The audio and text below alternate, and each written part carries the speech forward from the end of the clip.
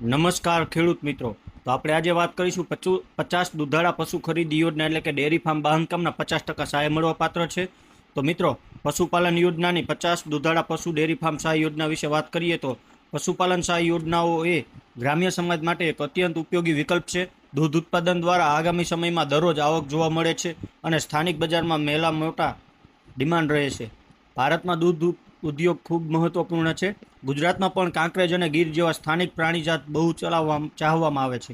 અત્યારે પશુપાલન યોજનામાં તમે 50 દુધાળા પશુ સાથે ડેરી ફાર્મ શરૂ કરવા માંગો છો તો નીચેના મુદ્દાઓ ધ્યાનમાં લેવા યોગ્ય છે. તો ડિટેલ્સમાં જોઈએ તો મિત્રો, આપણે આજે આ વિષય પર વાત કરી છે તે 50 દુધાળા પશુ ડેરી ફાર્મ સહાય યોજના વિશે છે.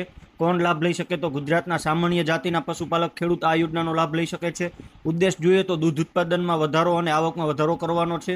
સહાય જોઈએ તો સહાયનો દર રાજ્યના નિયમ મુજબ રહેશે. સામાન્ય રીતે 25% લઈને 50% સુધી સહાય મળવાપાત્ર છે. તો મિત્રો, આ યોજનાનો ઉદ્દેશ અને ફોકસ શું છે તે જોઈએ તો પશુપાલન યોજના સ્વરોજગાર માટે છે.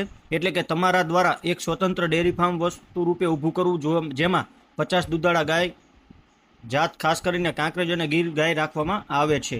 તો આ યોજના થકી દૂધ ઉત્પાદનમાં ખૂબ મોટો વધારો થાય છે. રોજની રોજ આવક એટલે કે નિયમિત આવક એટલે ફાળવણી અને દૂધ વેચાણ થાય છે. ગ્રામ્ય વિસ્તારમાં પશુપાલ કરવા માટે તેવા પ્રદેશમાં રોજગારનું સર્જન થાય છે. કુદરતી લાભ એટલે કે પશુપાળાની જાત વૃદ્ધિ ક્ષમતાનો ઉપયોગ થાય છે.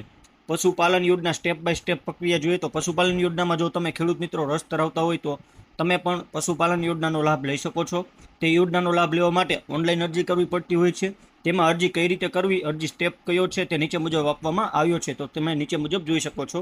સૌથી પહેલાં તમે તમારા લેપટોપ કે ફોન પર iKheડૂત.gujarat.gov.in યોજના મેનુમાંથી પશુપાલન વિભાગ પસંદ કરો. ત્યારબાદ 50 દુધાળા પશુ ડેરી ફાર્મ યોજના પર ક્લિક કરો. પછી નવી અરજી એટલે કે એપ્લાય ન્યૂ બટન પર દબાવો.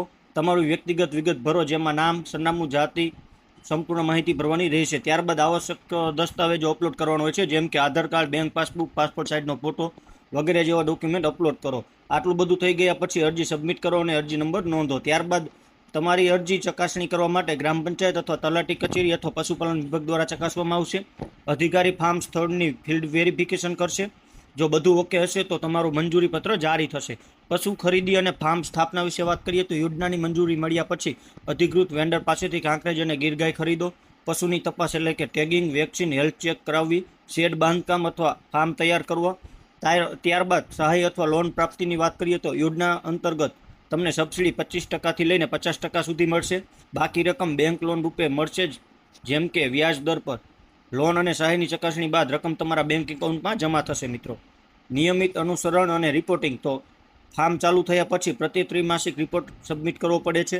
પશુપાલન વિભાગ દ્વારા ચકાસણી થતી રહી છે. પશુઓની સંખ્યા, દૂધ ઉત્પાદન અને આવકનો નવો રેકોર્ડ રાખવો જરૂરી છે. ત્યારબાદ મિત્રો, આ યોજનાનો લાભ લેવા માટે વાત કરી તો જરૂરી દસ્તાવેજોની. તો આ યોજના માટે કયા કયા જરૂરી દસ્તાવેજો જરૂર પડશે તેનું લિસ્ટ નીચે મુજબ છે.